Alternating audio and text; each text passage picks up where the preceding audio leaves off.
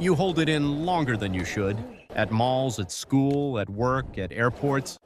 You walk into a public bathroom, look around for 2 seconds, and immediately decide, nope. So you wait, and sometimes suffer quietly for hours just to avoid using it. Most people think this is just about cleanliness, but for many people, it goes much deeper than that. Because sometimes the fear of public toilets has very little to do with the toilet itself, and a lot more to do with being seen, heard, judged, or emotionally exposed. And once you notice the psychology behind it, you start realizing this behavior says much more about the mind than people think. Imagine this: you're at a friend's house for the first time, you need to use the bathroom badly, but suddenly your body becomes hyper-aware of everything. How long you've been inside, whether someone can hear you, whether they'll think it's weird, whether they're silently waiting outside. And somehow, something as natural as using the bathroom starts feeling emotionally dangerous. So instead of relaxing, your body tightens, your breathing changes, your thoughts get louder, and sometimes nothing happens at all. A lot of people experience this, but almost nobody talks about it openly because it sounds irrational, embarrassing, even childish. But the human brain is strange sometimes.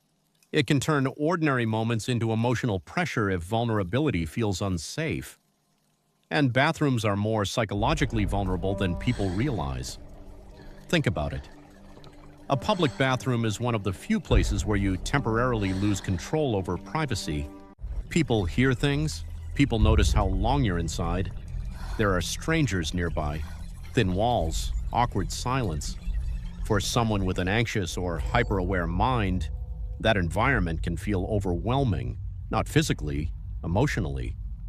Because some people are constantly monitoring themselves, how they sound, how they move, whether they're bothering others, whether they're being judged, and that hyper-awareness doesn't magically disappear inside a bathroom stall. If anything, it becomes louder. That's why some people can use the bathroom perfectly fine at home, but completely freeze in public. Their body is technically capable, but their nervous system doesn't feel safe enough to let go. And strangely enough, the more they force themselves to just relax, the harder it becomes. Because anxiety hates pressure, especially pressure about things that are supposed to happen naturally. Pause for a second and think about this. Have you ever felt unable to do something simple only because you became too aware of yourself doing it?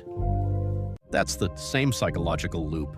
The mind begins watching itself too closely, and once self-consciousness enters the room, natural behavior becomes performance, even something as basic as using the toilet. But here's where it gets deeper. People who avoid public bathrooms are often more emotionally sensitive than they appear, not weak, sensitive.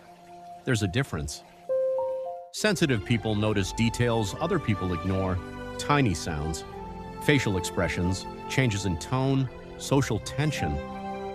And because their brain processes environments intensely, public spaces can feel emotionally exhausting very quickly, especially crowded ones, especially silent ones, especially places where embarrassment feels possible.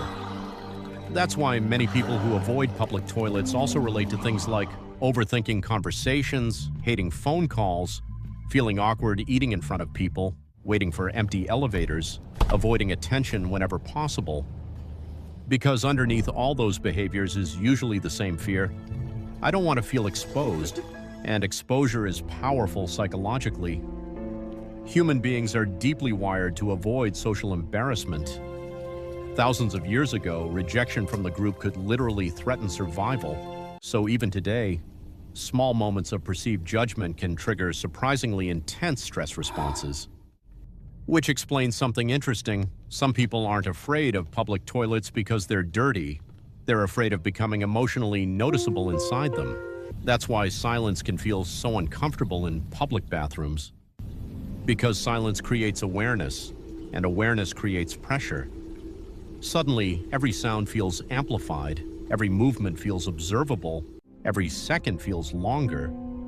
And the body reacts accordingly, Muscles tighten, breathing shortens, the nervous system stays alert instead of relaxed, which is the exact opposite state the body needs. And the strange part? Many people who struggle with this are extremely high-functioning in other areas of life. They can work stressful jobs, handle responsibilities, talk confidently in meetings, but put them alone in a quiet public restroom, and anxiety quietly takes over. Because psychological triggers are rarely logical, they're emotional, and emotional conditioning often starts earlier than people think. For some people, embarrassment became emotionally dangerous during childhood. Maybe they were shamed easily, mocked for small mistakes, raised in environments where privacy felt limited, or constantly made aware of what other people thought. So their nervous system learned something very early. Being noticed is risky. And once the brain learns that lesson, it starts applying it everywhere, even in bathrooms, especially in bathrooms. Because bathrooms involve vulnerability, loss of control, and unavoidable human reality. And people who struggle with perfectionism or social anxiety often struggle deeply with situations they cannot fully control.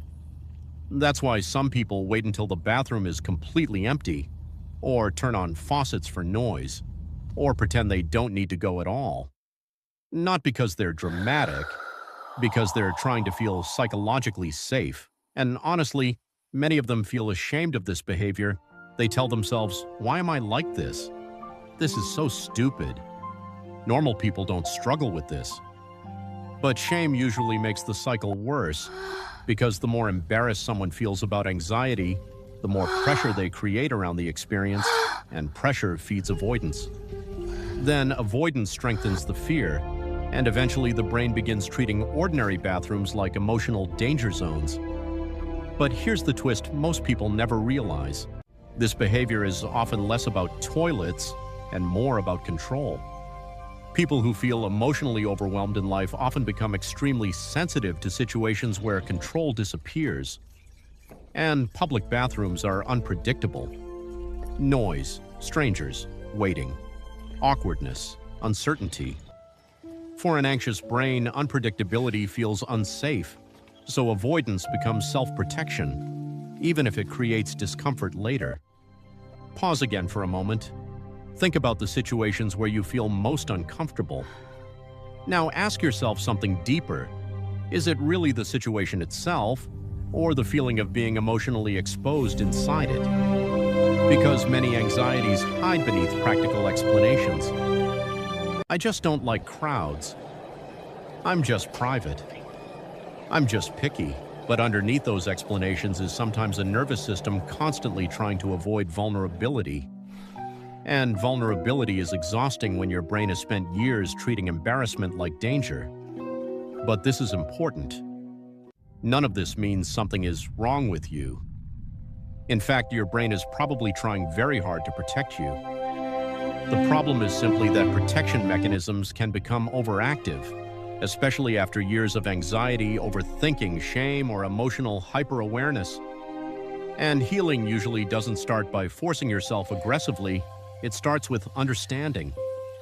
Because once you understand why your body reacts this way, you stop seeing yourself as irrational, you start seeing patterns, and patterns can change, slowly, quietly, without shame.